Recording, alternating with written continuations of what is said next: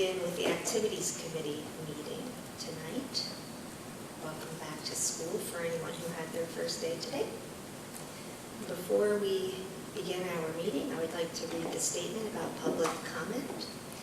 The Pennridge School Board welcomes public comment. According to Policy 903, we remind everyone of the following. Public comment shall be limited to 3 minutes unless otherwise specified by the board. Participants must be recognized by the presiding officer and note their name and municipality. All statements shall be directed to the presiding officer rather than to individual board members, district employees, or members of the public. A speaker may speak once during each comment period. Please note that these sessions are designated for comments. To protect the confidentiality and privacy rights of all members of our community, the board encourages members of the public to direct any comments regarding particular individuals, such as students or district employees, privately to the superintendent or other appropriate administrators or board members, or to communicate with the board and superintendent privately by sending an email to psdschoolboard@pennridge.org. Questions raised and not addressed may be followed up at a later time. Would anyone like to make a public comment? Mrs. Furlong, are you on the list? Not for activities. Okay, not for activities. Anyone else? Okay, seeing none, we'll just move on to our first item on the agenda, which is the overnight field trips. Dr. Price, if you want to just explain. Thank you, Mrs. Cullen. So, since this is the first committee, just a quick refresher for those that are new to the committee. So any out-of-state overnight field trips run through the activities committee. If they don't meet that criteria, then the building principals approve at the building level. And we use the trip template that you saw attached for the FBLA trip this time. And that's the information we collect for all of the overnight out-of-state trips. The particular trip that's on here tonight, there's 2 sections of trips. One of those is a general approval for competitions and invitations that require approval that you don't always get the chance to come back to the board in between those things. So this is an approval up front at the beginning of the year. But the one that's on here for tonight is the FBLA State Leadership Workshop. And this is a trip that is run for several years. Sometimes the location changes, but the general nature of the trip is the same. The advisor, Brian, is here tonight if anyone has any questions for him. Otherwise, we'll be looking to support this trip at the regular board meeting in September. Any questions about this trip or anything you want to hear from Brian about this one? Anyone? No? Just a comment that it's nice for our students to have the opportunity to participate in leadership activities. That's one thing that we should encourage as much as we can, and so I'm glad that you continue to offer this trip to them. Thank you. And if nobody has any other comments, then is everybody okay with moving it to the board meeting? Okay, then we shall. All right, and the next item is the graduation location survey, and this is a topic that we've discussed before in the past, but do we want to start with Dr. Bolton or Dr. Price? Mr. Price, I'm just clarifying that you're okay with item B under the field trips as well in terms of the general approvals. Do you want to give an overview of why those are on there as well, please? That's okay. So the general approval, and actually you'll see future business leaders of America on here as well, in case there's any state competitions or anything they're participating in. So that's an example of a group that may qualify for something that's outside of the sport, for instance. So PIAA is the first one listed for postseason competition, but this is not just sports that may qualify for something, as you know. So music's on here, etc. And then this would cover us time-wise if the year does not permit us to come back here. And 9 out of 10 times it doesn't permit us to be able to come back because you're hearing who's qualifying either individually or team-wise, and then the very next week they're moving into these competitions and playoffs. So this is really the purpose for this. Any questions about that one? No questions, okay. So is everyone comfortable with moving this forward to the board meeting? Sorry, I skipped over it. I guess I can start us with the graduation location, just to refresh us where we left off. Our last meeting on April 30th, we had a discussion, and it was kind of an open-ended discussion about location and the high school, and Ms. DeBona presented a cost comparison between two specific locations, Stabler and Hellman Field. And I think what we saw from that is, depending on a variety of factors, the numbers would fluctuate if we had an outdoor ceremony.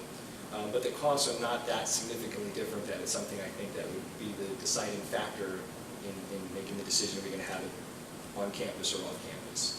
So what we wanted to do, though, we said after that meeting we would do two things. We would provide a summary of that cost comparison along with the minutes for the activities meeting, and we did post that in early to mid-May, I would say. And then we also said we would visit at this first meeting this year the idea of surveying students and or parents, community members, regarding their thoughts on where they would like to see graduation held. So that has not occurred yet, and so tonight was going to be our open discussion for what that would look like and who all we would survey. The handout that I shared with you before the meeting was very similar to what was posted in May, and it was tweaked a little bit. We pulled off the cost line that would have been posted back then. We wanted the public to see what we talked about that night, but at this point I don't know that that needs to be on there anymore moving forward if someone's casting a vote. And we added the distance onto that handout. So this is not this is kind of everything but cost. These are the things that we think maybe just at a quick glance some people would want to be interested in, especially if they haven't attended any of the meetings and heard any of this.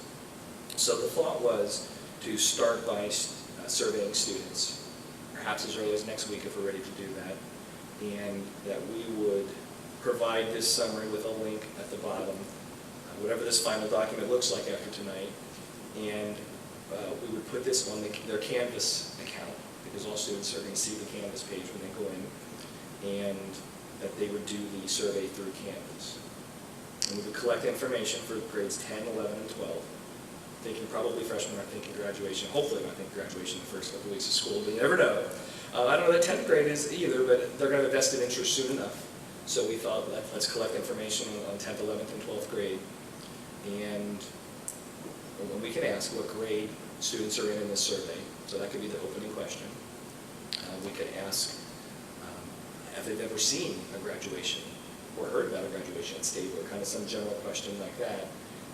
Be a real short survey.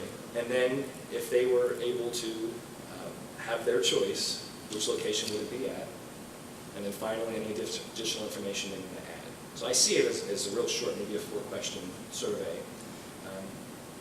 The longer they are, the less likely we're going to get probably a high rate of participation from students. So if it's on the Canvas account and a link to go to the survey, we also, through Canvas, could build that. I shouldn't say this without Kara here, but we were talking to Kara Gersh about building this in, instead of building it in SurveyMonkey, build it in Canvas as a quiz. That way, students would only be able to take it one time. So they complete their quiz, and we could assign Ms. DeBona, for instance, or Rayot as the senior class of, we could assign someone as the teacher for this group of 9th, 10th, and 10th, 11th, and 12th graders. Everybody would have to complete it once, and some still wouldn't, but at least we know they're not doing it more than once. So that was kind of the thought process for students to collect their data.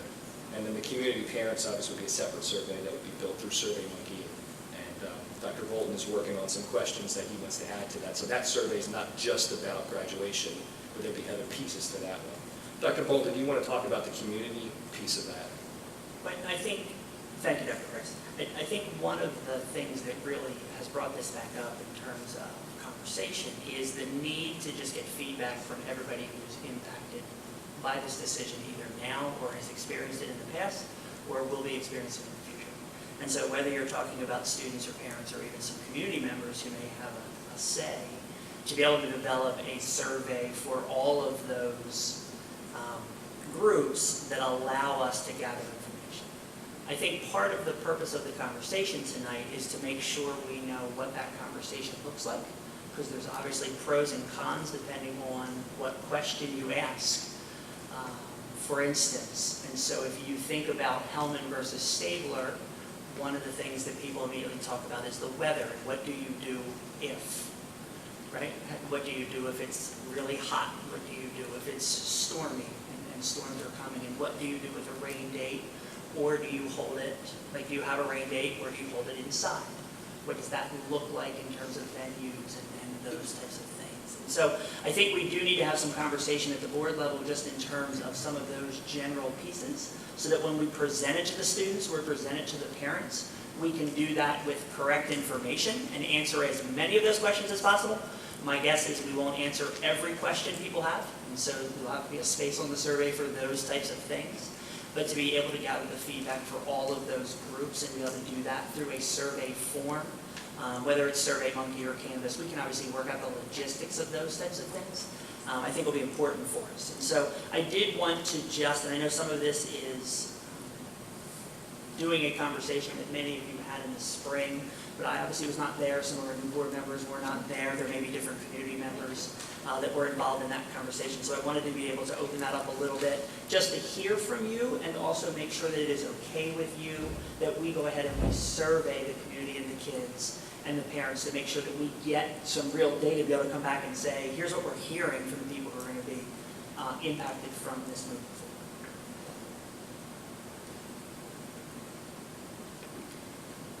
So, I've heard from people that are basically in one of two camps. Either they want to keep it at Stabler Arena because of the weather, or they want to have it at Hellman Field so that it's here in Pennridge. But I think when you're looking at Hellman Field as an option in the survey, the people that I've heard from that support the Hellman Field option would the only option that I've heard people supportive of is a potential rain date. I haven't heard anyone from my perspective, and I don't know if board members have different opinions, but I haven't heard of anyone who would like the backup option of moving it inside and there being only one parent able to attend. So from my perspective, it doesn't even make sense to make that an option, because I think it's a non-starter. Unless anyone else has gotten feedback from other people, I think it makes sense to have the Hellman Field one with the potential rain date as an option, and the Stabler Arena one. And I think those should be the two choices, because people are either going to, I think that clearly identifies what each group wants, and then we just need to see which is the majority of those two groups, and then that, I think, would make a difference. I think from that standpoint, the main factors that people are considering is, the weather issue, the rain date issue. I think those are the big factors that people are going to be taking into consideration. So I think those are the things that we need to highlight in there, letting people know clearly, if you chose this option, this is what would happen, or this is what could potentially happen for both scenarios. So, and then we see what people want to do.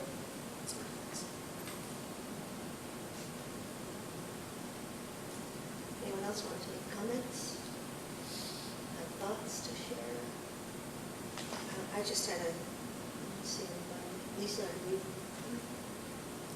No, I just personally don't really feel strongly either way, so I agree with this survey. I feel like I'm anxious to get the data back to see what the community wants.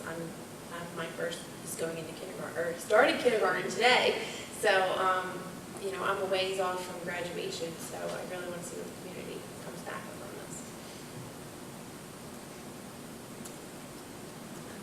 And that's the same position I'm in. We've had numerous discussions, I feel like, and us talking back and forth to one another, I don't think is productive anymore in terms of helping me make a decision. So I am eager to have the survey go out. And I would tend to agree, for me, the prospect of having only one parent be able to attend, I just think that that's not even, in my mind, a reasonable situation that you would have. I do have a question. For the 8 tickets at Hellman, I just want to clarify, is that counting or not counting? Remember how we talked about whether you would have people standing? So is that just people in seats? Okay. then, okay, that's good then. Yes, yeah, that's just people in seats, that's not adding standing room, anything like that. And then just going back a second to the rain date. Are we saying we want that to be a question on the survey, or just if it's at Helm, it's going to be? Because I would think that people have mixed emotions about that, because I've heard both sides about something, that too, because some schools have a rain date, some don't. And obviously, if it's a rain date, and people from out of town that maybe have to leave and miss the rain date, that's the negative. Of course, the positive is it's much more likely it's not going to rain 2 days in a row, so there's pluses and minuses to that one too. So is that a survey question? And then the final piece to that is, in all likelihood, our best practice would be to set up for both anyways, even if we have a rain date, because you can approach commencement in an hour before, all of a sudden that weather could change, or in the middle of a ceremony, and all of a sudden you got to get people indoors. And so I think we would end up setting both up anyways. At least that's what I always did as a building principal. We set both up, rain date or no rain date, because you've got to be able to move them somewhere if it would happen, or if the radar's wrong, or who knows. But you're probably going to set it up. So I guess my question is for the board is, do we want that to be a survey question or not, the rain date versus no rain date? I think one of the things that we need to hear from the board in terms of what Ms. Dennis Clemens said, and I think Ms. Cullen as well, in terms of agreeing with that, is that if we decide that Hellman is, right, as we put on the survey and talk about the option of Hellman, that the consideration not be that we put ourselves in a situation where there is only one parent who is allowed to come in and watch things live, and that we make the commitment that we find a rain date, and if you hit a 48-hour monsoon, perhaps a second rain date, where the graduation can be held outside. There are obviously pros and cons that come with that, but I think it's important for us to clarify that to families so they know what they're voting on, so that they know that that is a possibility. But that we will do everything we can to make sure the graduation is outside at Hellman. But please know that it may not be on the date that's announced. Where it's Stabler, it is going to be on the date that's announced, but there's less flexibility with dates because you pick it in advance and you don't know the weather over the winter. And I think as long as we delineate all of those pieces in terms of to the survey so that they know what they're talking about, so that they then can make that decision. So then if it is grandma coming in from Arizona, who then has to turn around and leave and would not be able to do a rain date, that is a consideration you have to put in. Because we obviously don't know that. You don't know what the weather will be like and what that would look like. But I think we make it very clearly, and that's one of the concerns I had as we started talking about the situation, that we put families in a predicament because of our indoor space, right? It's just the way schools are built, that there is not the capability for an adequate number of family members to be inside and watch it live. We obviously can do auditorium and live stream and those types of things, but it's not the same experience in terms of what that looks like. And so I think we need to make sure that the board is comfortable with that direction, because that does change some of the conversation that we put on the survey in terms of what that would look like or not. It would, because it absolutely would. And so if we're going to take that off, I mean, no matter what scenario we come up with, there's always going to be the chance that it could be moved indoors and you would have one ticket if it would rain in the middle. If it would rain in the middle of the ceremony. I thought it'd be just the fact that if it's, like in other words, if it's a rain, like they're saying, like, correct me if I'm wrong, so it's like 90% chance of rain, then we're just gonna skip right to rain date number 1. Like just say if we like have the 48 hours or whatever, monsoon or something. That was my understanding. So like this whole, if it has to be moved indoors, you only get one ticket. I agree. We should not even bother entertaining the idea of having it. We should just. Well, but it has to be maintained as so you have your graduation that would be outdoors, you have a rain date, and then you have to have an emergency plan. Because lightning and thunder can happen at any moment. And you're not going to know that even if you say we're going to go through with it on this day and the weather looks great. I've watched from my house many times the thunderstorms go across the ridge and you know, when there wasn't anything there before. So in my mind, it would be foolish. And you don't necessarily have to put it on the survey for people to choose from, but I'm just saying for planning purposes to not have an emergency plan, even when you're going to have it outdoors, still I think would be irresponsible. That's just. I think we need to be clear so people know what their choices are. And I think we have to make sure that when they're making a choice, they know here's the potential of this scenario and here's the potential of that scenario. And from my perspective, it makes more sense to have, to make a commitment to it being rain dates and people understand that if they choose that, then there's the potential of those rain dates. So if they don't like that idea, then they wouldn't choose that option. But I don't think that it makes sense to have an indoor option where there's one ticket. I think it would just get moved to the next rain date. I don't think that that's a feasible option unless we look into, and this was something that we talked about too, is possibly looking into whether or not there is a local location where you could have more than one person come. If you can only have one person come, I just don't think I don't think that that's feasible for people. So if we have a different option nearby that we could have as a backup plan, I think that would make sense to look into whether or not there are any other options, but I don't think that the inside option with one person is going to go anywhere. I don't think that people are going to be receptive to that. So I think your choices are the potential rain dates, and if people don't like it, then they don't pick that option.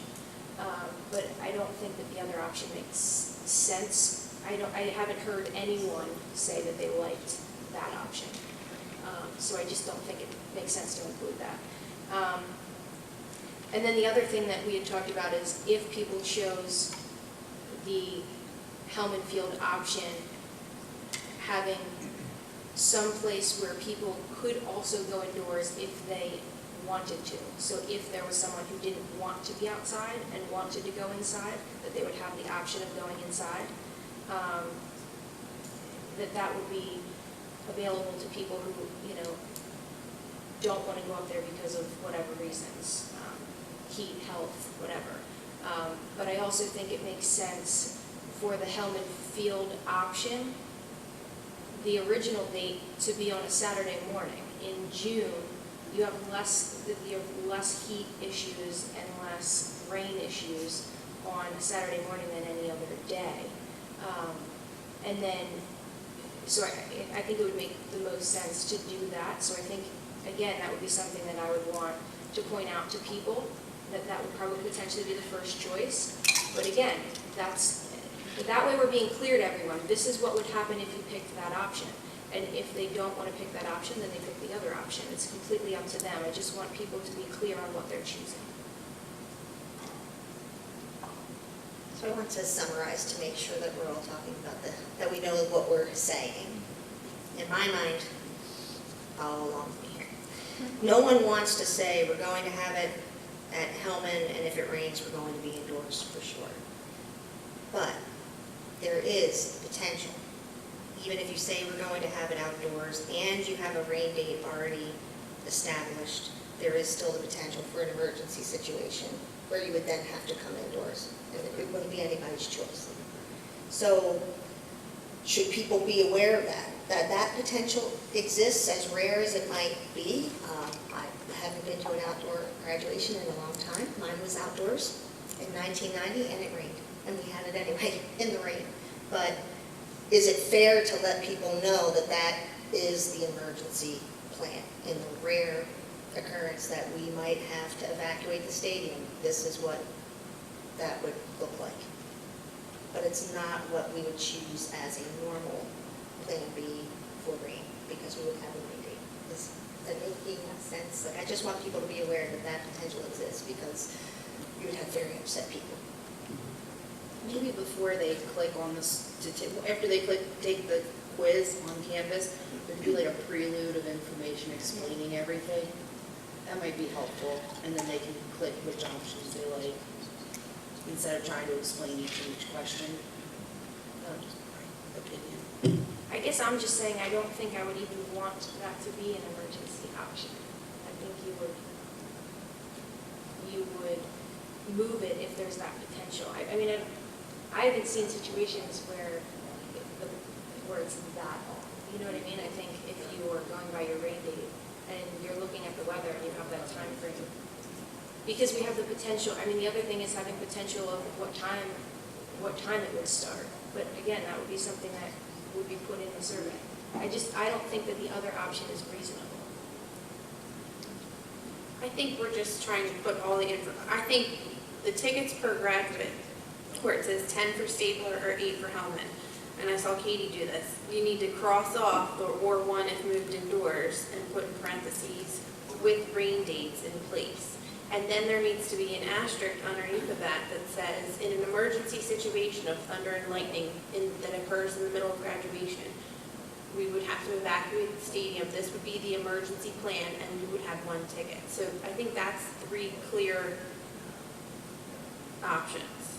Does that make sense? So we're not, I think the way that it's worded right now, I get what you're saying, Megan, but I understand what Joan is saying too, that we do have to have something in place, and people need to be aware, so it's not mass chaos if thunder starts 45 minutes into graduation.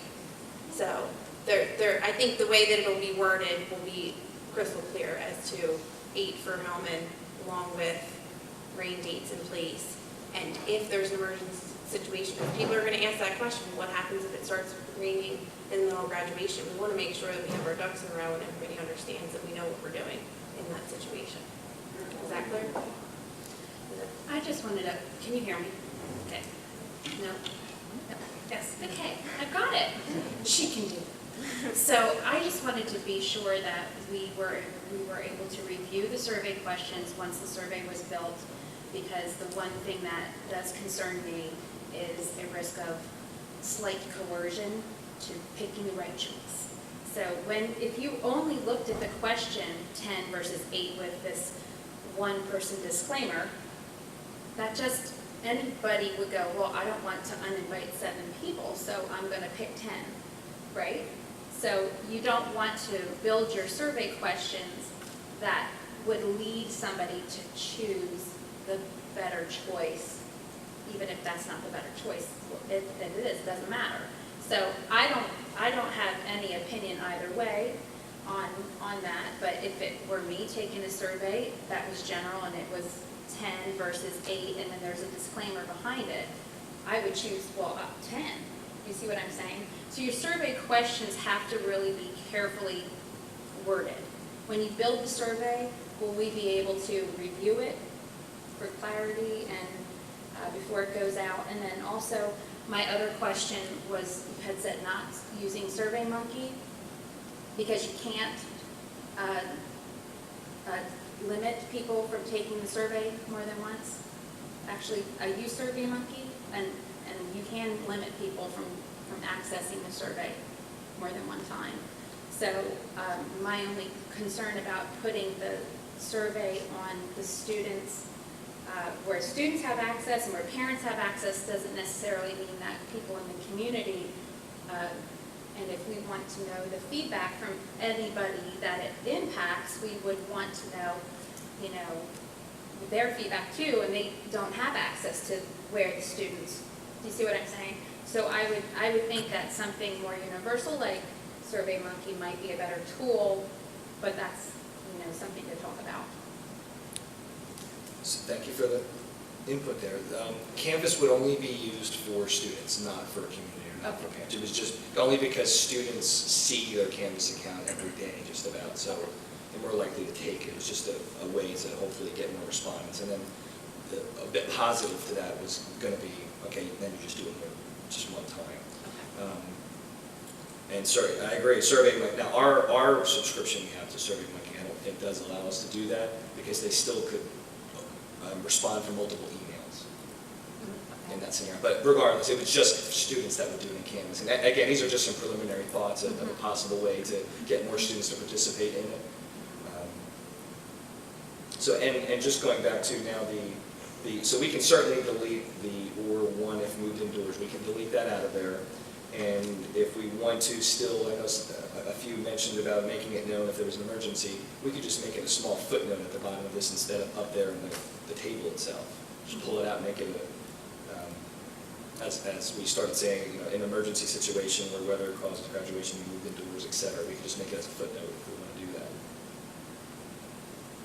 I think the way that Lisa worded it, if that's how people want the options to be, I think the way that she worded it is pretty good. I think it's just the way it was in here doesn't give the same kind of impression as what Lisa was just saying. So I think if we made that clear, but that's why I want, I think it would be helpful if the board decides exactly what that pattern of events would look like and make it clear in the survey so that people know what they're picking.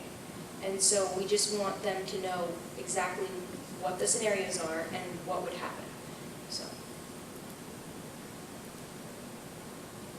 Yeah, I agree with that. I mean, this informational sheet that students would see, that anyone would see before taking the survey, we want it to be as clear and as transparent as possible and not misleading at all. So everything everyone's saying is very helpful, and you know, when we did this after our activities meeting last time, we tried to use it to summarize a conversation. There was no thought at that time that that's going to lead a survey. You know, it's evolving into that, but that wasn't the initial purpose of that. It was really just to summarize the discussion that night, and so it served its purpose at the time, and now it's, you know, it's evolving into serving this purpose as well. I just have another question about if you did it on a Saturday, and, you know, I agree, I'm no meteorologist, but my observations, it seems like the thunderstorms come in the afternoon. So it would be nice to have it in the morning when it's cooler and when, you know, there might be fewer thunderstorm possibilities. But if you have a Saturday as your day, what would the rain day be? Would it be Sunday, or would it, I mean, would you roll right and then it would be Sunday? Would it be like the next week, right? I mean, if we look at your weather patterns in this area, generally you have one bad stormy day and then the next day is not so bad. I mean, like, that's kind of generalizing, but you kind of. Except for the summer. Except for the summer being like, didn't they say it's like the 500 years and thing? Yeah. But if you look at in general, if you do it the next day or the day before, almost every time you have an event and training, it's like, oh, if we just did this yesterday. Yeah. Oh, no, my wedding, it poured and poured and poured, and the next day was beautiful. Which I do, that's, you know. Yeah. But when I was thinking about it earlier, I'm like, well, the next day would be a Sunday. And are you okay with having it on a Sunday? I just wanted to make sure that that would be. Well, then you may have to consider doing it like a Sunday afternoon, because there are a lot of people that have Sunday morning plans with their community and their churches and that sort of thing. So that was my only thought with the Saturday. Saturday's a nice idea, but then I want to be mindful of what we do with the rating. What about if we do like on a Friday morning and we use Saturday as backup? I wouldn't mind I really wouldn't mind a weekday personally. But if you're thinking about a morning and not wanting to have impacting people's jobs or the school, like if school were still in session, it would have to be after school is over. But I personally wouldn't mind having it on a weekday morning if it were possible. But Saturday was the suggestion, so, yeah. I think going with that, it would be, it's going to depend, I think, what year as to what day this morning would fall. And perhaps there's years that would work out that maybe it is after school's out, and depending on if there's snow days at the end of the year and so forth, that maybe there would be a morning to work out. I do have some concerns about getting enough personnel to run a graduation on a Saturday. And so a weekday may be better in that regard, but then it also could fall on an in-service day and the teacher could be missing professional development. So that's why it kind of depends what's happening what day after school's out. Right now there's a lot of teacher participation in helping out with graduation. So actually, I know Mr. Otto and Mr. Lebowski, we have two assistant principals from the high school that are here to provide any feedback or answer any questions if we need it. Can I throw you the question? Was there any discussion, if there was to be a morning graduation, any preference from the administration as to weekday versus Saturday? I think it would be difficult to get staff on Saturday morning. I think right now, the way we have it, we get a strong contingent of teachers, and they're all integral in running the ceremony. They all play a part. And it is also nice to have a nice showing, a strong showing of teachers there for the students. I don't know if we would get that on a Saturday morning in June, where people are going to their kids' Little League games, or they're heading out for a vacation or a weekend at the shore. So that would definitely be a concern on a Saturday morning. If we had it during the school week, I think that we would get the teachers. I think they would come. I think it would be a matter of what you said, it would be adjusting the schedule. So if we had, for example, if we had a final exam day, maybe at some point in time, and I don't know if it's possible this year, but it would become like a reading day for the kids where they wouldn't have school. We would have an in-service, so a teacher would go to an in-service or attend the graduation ceremony. So that would make it possible. I do think that if we do it here on campus, and I've done it here on campus, I've done it several times at Papa Yoder, and it's a nightmare with the weather. Worrying about the thunderstorms. If we had graduation on a day like today, we would have grandparents fainting. We would have kids fainting. And the weather is a definite concern. Megan, going back to your statement about the one parent, I think we're opening ourselves up for a fiasco if we tell kids they can only have one parent or one guardian come to the ceremony. So I think that should be something to take into consideration. Thank you. I think one of the benefits, if people did end up choosing Hellman, is that we have flexibility to figure all of that out later because we wouldn't have to lock into a date. So I think it's important to get the survey back and see what people want, because if people don't want Hellman, then we don't even need to sit here and figure out which day would be the better day. So from all the discussion here, maybe it makes sense to say we would prioritize a morning as the first, and we don't have to say a day of the week, but a morning for the first, for Plan A, right? Maybe even Plan B would be a morning if we're not worried about it being a weekday. But the details of when it would be a result of whether or not people are interested. And, you know, I get Mr. Ott's opinion, and I think I've heard so many opinions in both ways, and I think that's why it's so great to do this survey and leave the decision up to everyone else, because people are very passionate on both sides of this. And I think the 9 of us don't want to be making this decision for them. We want them to make the decision for themselves. And so we just want to make sure that the survey is clear so they know what they're choosing. And so I think we don't really need to hash out which day of the week it is yet. Maybe that won't be the choice, we'll see. But I think pointing out that it'd be a morning would be a good idea. Are teachers also taking this survey as well on campus, or? Because we might want to poll the teachers to see how they feel about a Saturday morning too, because a Saturday morning up at Stabler might be different than a Saturday morning in Ferguson. So that's something to consider too. Like giving up your time locally is different than commuting up there.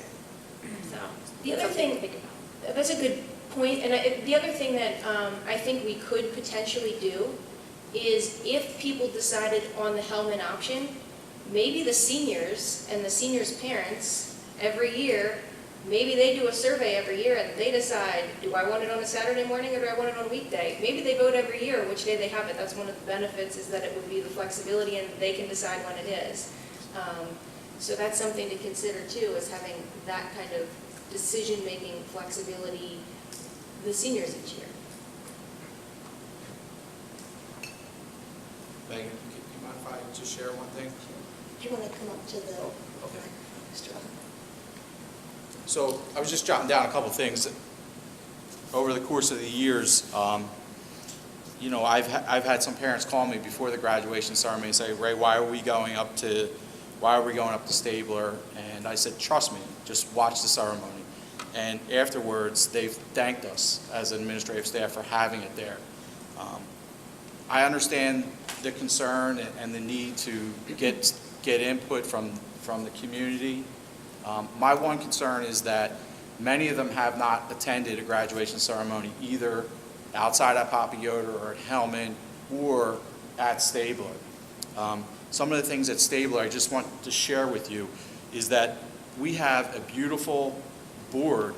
For those of you who were there last year, you could see the kids' pictures as they go across the stage. You could see the kids have their messages to their parents, their thank yous, their acknowledgments to their teachers. Our senior video production class does an unbelievable short. It's about five or 6 minutes, but it's a tribute to the class. All that would go away if we didn't have it at Stabler. It wouldn't be possible to have that outside. The last thing is just, Hellman is a beautiful facility. It really is. And I understand maybe some people want to showcase it. But for a graduation, the football field is 100 yards long. And how wide, David? I don't know, 50 or 60 yards wide. If you go to Stabler, the basketball arena is 94 feet. The sight lines for the parents, they are right on top of the ceremony. It's an unbelievable place to have a ceremony. It's great for the kids, it's great for the parents. And like I said, I can't tell you how many times over the years that parents have called after graduation and thanked us for having it there. I've been here a long time, and I've never had a parent call me up and say, I can't believe you guys had it there. I had to drive an extra 25, 35 minutes. It was so stupid. It's never happened. And a lot of these parents, my concern about the survey is a lot of these parents haven't experienced it either way. Thank you. So Dr. Quest, do you think you have enough for the survey? I think the bottom line for me would be, I don't want there to be any surprises for people that would be unpleasant. So as clear as we can be and as upfront and honest, I would appreciate that. Once this is drafted, we will send it out to the board so you can see it before it comes out and have an opportunity to get feedback.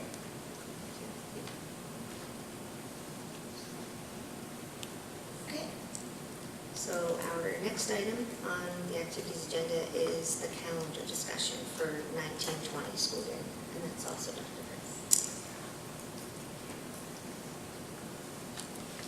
Okay, I am sending around last year's district calendar. Can I put a couple of these at the end of the stage in case someone wants to pick one up? This is nothing new. This is the 18-19 school year, but we'll be discussing it. It's too tiny to project. That's why if you want a hard copy, help yourself. So the purpose of this item tonight was, we said last year we would have an earlier discussion before a draft was ready, so this input could be a piece of the draft when we meet with our upper Bucks schools and begin talking about calendar for 1920. So as I look back to the minutes from last year, I know one of the things that came up was our pattern for starting school before or after Labor Day. And not everyone was aware of the pattern that kind of the three schools have followed. And what I mean by that is if Labor Day falls on September 1st, 2nd, or 3rd, the schools have agreed to start after Labor Day. If it falls on the 4th or later, that we would start before Labor Day. And this year was the first in several years where we started after Labor Day just based on where it fell. So that's one of the things that we want to have some input on earlier. And knowing that as part of our discussion, we have a couple of other schools that we need to run this by as well if we're looking to change anything is major. That's a major change to the calendar.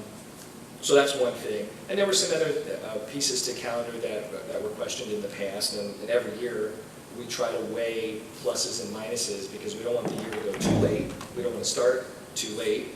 We don't want to start too early. And so whenever we put an extra day into the calendar, everyone appreciates that day that's in the calendar that we're off. But then at the end of the year, no one wants to make up the extra day. So it's a trade-off and it's a balance, and you all know that. So whatever we talk about, that's one of the things we have to keep in mind is we don't want to go too late. And sometimes the calendar falls nicely, and we'll start by, at this point of the year, it looks like it ends on a nice day of the week. And then, as we know, that can change based on weather. And right now, June 14th is the last day. It's a Friday, but depending on weather, it can move into the beginning of the next week. It's not so nice of a day to have to bring students back for a day or two. Just for your information, the next couple of years for Labor Day, next year in 2019, it's September 2nd, so we would be starting after Labor Day again next year. But then after that, there is several years in a row, 4 years in a row, actually, we'll be starting before Labor Day. And then it goes back to after for 2 years. So if it's something that we do want to look at, I guess my recommendation would be, and I don't know how this group feels, and we have a couple of board members here, but if that's something we're going to look at doing and would decide, hey, we're not going to follow that pattern, we're going to be starting before Labor Day all the time. If we decide to do that, it might not be a bad idea to kind of wait until it cycles around again. That would give people a lot of notice. We would only have to get through next year yet, starting after Labor Day. Then there'd be 4 years in a row where we're already scheduled in that pattern to start before. And then maybe when it cycles around again in 2024, that would have been plenty of notice to let the upper Buck schools know, hey, we don't want to follow that pattern anymore. So just a thought if that's something that, and you may not feel strongly about that depending on your experience with that. But pluses and minuses, there's schools that start before, schools that start after. Allentown starts after because lots of their students work at Dorney Park. And so they want to finish their jobs after the season. So some school districts have a reason for it. I'm not sure specifically why this was put in place, but our pattern, allows people that have feelings either way to each kind of get their needs met. So it seems like a fair thing to do. That's probably why it was put in place. The other thing I wanted to mention was there's been some discussion in the past regarding the Jewish holidays. And so again, for new board member purposes, what we discussed at that meeting was, right now what the Upper Buck schools have done was given 1 day off for the Jewish holidays. And it's whatever will be the highest holier day that year. And if it falls during the week, it's typically Yom Kippur. So this year we're off on September 19th, but that's the only Jewish holiday that we are scheduled to be off, not for Rosh Hashanah. Some schools give off 2 days, one for each day. Some give off 3 days. And so sometimes they fall on the weekend, and it's a non-issue for some of it. So right now, all 3 of the schools are doing the same thing. So this year, September 19th is that only day that's scheduled off for the Jewish holidays. So every once in a while that comes up as well. And so we kind of, again, trying to meet the needs of everyone. And so be happy to hear your feedback as far as calendar goes. And so I have kind of my talking points when I go into the calendar meeting.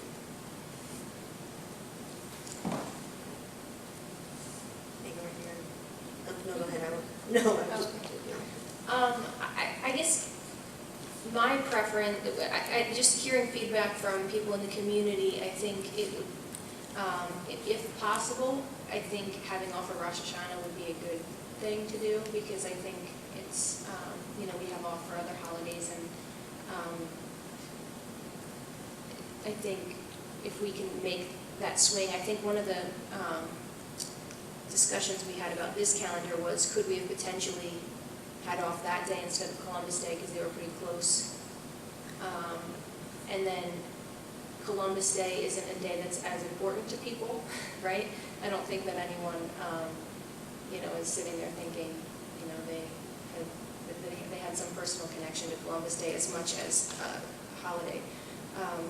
But that's, whatever the board wants to do, I think that was definitely a topic. I think another topic that we had discussed, and that was part of the reason for kind of going over this calendar early, there was a discussion, I think mostly from the administration, about the fact that the snow, we have all of the snow days. If we do have a lot of snow, it pushes professional development to the end of the year, and then we end up with all these professional development days in June when no one probably wants to be here doing professional development, and some of that professional development is timely. And so if they're not getting that professional development until the end of the year, how useful is that professional development at that time?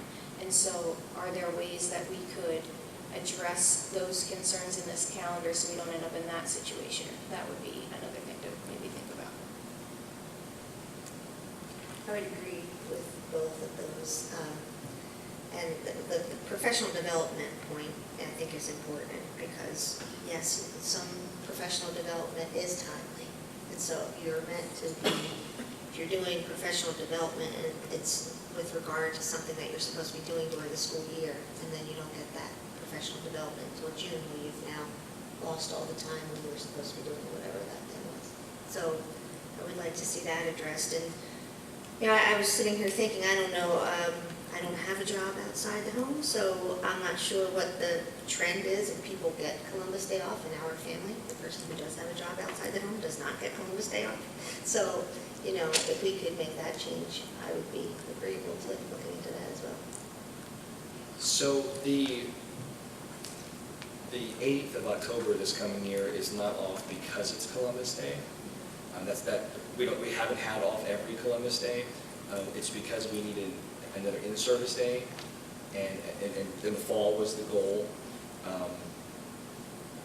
Because some schools are off on Columbus Day, and some people are off, others aren't. We said if we're going to do one around that time period anyways, why not put it on Columbus Day? So but we don't have to have Columbus Day off. That won't necessarily be that way every year. So it was just thought to kind of combine two into one because we need that in-service day in that time period. It doesn't have to be that way. As far as professional development, I definitely share the frustration, if Dr. Shaw was here, she would share the frustration of professional development getting canceled at the end of the year. And Dr. Ruger, I'm sure you feel the same way. Some options, either there's no snow days built into the year, and just days get added on to the end of the year, that's an option. Another option is your makeup days become a couple of holidays, and when it's non-in-service days, that's probably not a very popular one. For instance, Easter Monday could be a snow makeup day.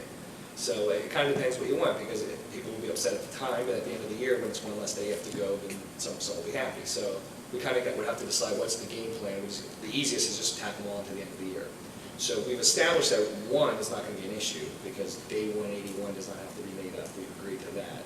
So we're really talking about from snow day 2 onward, do we add those to the end of the year, just not build in snow days anymore? Or do those snow days get built in, but they're not on in-service days? And if so, where would you strategically place those? Because there's not a lot to, really we're talking about from the winter on, and we don't really have anything going on there except President's Day weekend or Easter, and neither one of those breaks are very long.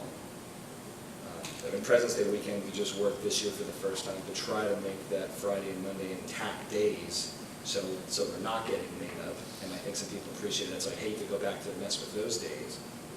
So it really only leaves Easter at that point then, and we could get one with Easter Monday, and maybe tack the rest on to the end of the year, or we just leave it the way it is and tack them on at the end of the year. Here's a thought, and I don't know how popular or unpopular this would be, but just a thought. When we have school cancellations for snow days sometimes, it's due to the road conditions at 5, 6 o'clock in the morning when our kids be coming to school. Sometimes it's a specific development where a road hasn't been plowed, so it's not even the whole district. It's because there's a certain road that buses can't get through. So I think there's some snow cancellation days where this wouldn't be possible, where it's bad all day and not safe conditions for anyone. But on days when it would potentially be safe for employees to drive in, would they, instead of tacking it on at the end of June, and I don't know, and I don't have a dog in this race because I'm not one of the employees, but would they want to maybe come in on that snow day and do the in-service day as opposed to tacking them all on in June? Then the administration still gets that done timely, but it's not, you know what I mean? So I don't know the answer to that, but maybe an idea to throw out there. Is that something that people would be interested in, or are they like, nah, I'd rather, I don't know, but just a thought. And that way, we're not adding student days or teacher days to the end of the year in June when people are zoned out. And I wouldn't want to speak on behalf of the fact that it's certainly an idea. The only other factor with that is I know, depending, I would sure that would have to be a day-by-day decision. Is it even possible if people want to do that? But if it's snow on the ground, I would think our facilities would also want us off campus so they can plow the lots and things like that. So yeah, a lot of factors to consider. Is it possible? I guess it's possible, but not every snow day. Some days are really bad, so maybe a case by case. But then that would be saying our snow day is built into in-service days again, and it'd be kind of risky because we have to have that as a snow day, pre-scheduling it as an in-service day. The other thing is, going back to the Easter Monday thing, if we wanted to really make use of at least one snow day from the year, and you did that, we could go back to putting for just that one snow day. Remember we used to have in there if it snowed by a certain day, that's when it was in-service days, and we took that out so we can make sure we maximize. But if it's going to be a holiday, and if that's something that you want us to do, then I think we do have to go back to putting that in there, just so people have their fair notice with that. So you could have it in there as that day, and you miss it anyway, because it snowed by a certain time. So again, the safest is going to be putting them at the end of the year. This year, there's only 2 snow days in here anyway. There's not 3. I mean, the first free one, if you want to count that, would be 3. But you get your first free one, and then there's 2 built-in snow days. There's not 3 additional ones as there was in the past. So that's with all the upper buck schools, we kind of reduced it because they don't want to miss professional development either. I just want to say, we do have off, just so understand this, they do have off for Yom Kippur this year, correct? Correct. Okay, and then, but Rosh Hashanah is still up in the air as far as depending on, I would like to see that being added onto the calendar as having off. It was a question about Yom Kippur and whether or not it was a day off, which it is this year. Is there any discussion about when we do have a snow day, putting something on Canvas for the students to do and having it like a technology day instead of calling it a in-service day where they would count it not as having school, they could still have school but online? Is that a possibility? Or like open without transportation type of a day, if you can get here, it still counts as your day, you don't have to make it up. Ran out of air. So I'm not aware of the second one, but as far as the other option, it hasn't been discussed in at least the 4 years that I've been here. I know Katie speaking to it, the Philadelphia school system has had that discussion in the past. Sure. And so is it doable? Yes, because some schools have talked about that. Here at Pennridge, I'm not aware of that discussion having taken place, at least in recent years. Sure, back in the day, Pennridge used to be open without transportation. So it didn't count against you, and if you could get here, you got here. Safely, of course. But that way, we wouldn't have to be making up days or adding days on. My only other concern is, why don't we have off for Veterans Day? That seems a higher priority than, say, I'm not going to say higher priority, but I think that would be a day that most people do have off. And I would like to see that. I actually asked that question before, and it's because, they said that it's because our schools tend to do things for our veterans, and so if we weren't in school, we wouldn't be able to have those opportunities. I know there's something that they do, that they combine and do at Palisades for our veterans, and so if we had off that day, we wouldn't be able to do those kinds of programs for our veterans. So that was the reason that in the past that was given to me. Last year they had a Veterans Day service at Central. It was very nice. Yes, I was there. It was very nice. I was just wondering why we didn't have off Veterans Day. If that is the case and that's well received, that's fine with me. I was just curious why we didn't have off on Veterans Day.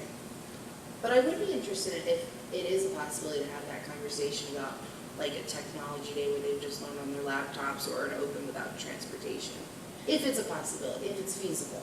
That's a good suggestion too, because we do have Skype, we do have Canvas, we do have laptops at the high school level. I mean, I don't know how it would work at the elementary level, but certainly now that we're expanding Canvas and laptops to the middle school level, that is something that could be considered middle school up, but it would be the elementary school that I think we would have that gap. But teachers obviously could be available because it'd be a work day from home, and they could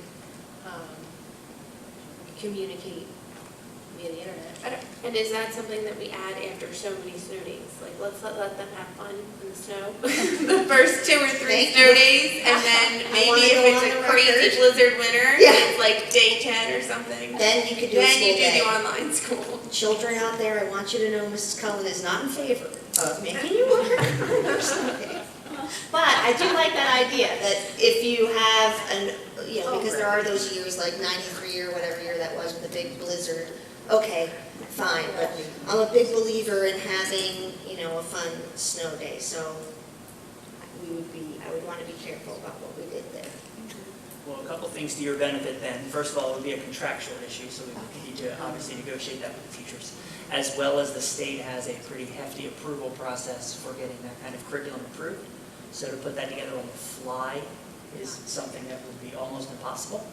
So then to plan it in advance and then to know when you would need it and what it would be, I'm not sure how meaningful it would be from that standpoint. I also want to say that as we're having conversations about transportation, open no transportation, we're talking about holding in service days, I'd be really, really hesitant to put any plan in place that says it's not safe for kids to be on the road and ask our adults to come in and be on the road, unless it's something that we really look at and say it is so crucial that we do that. I think part of we are a kid business, so obviously there are lots of people who work on snow days. I'm not suggesting that there aren't lots of businesses that are open, but we're not one of those. And so I think to turn that around and say we have expectations that our staff come in and drive on those days where that's the main reason we're making that determination, I think it's something that we just need to be very, very careful about from that standpoint. Can I just add, is this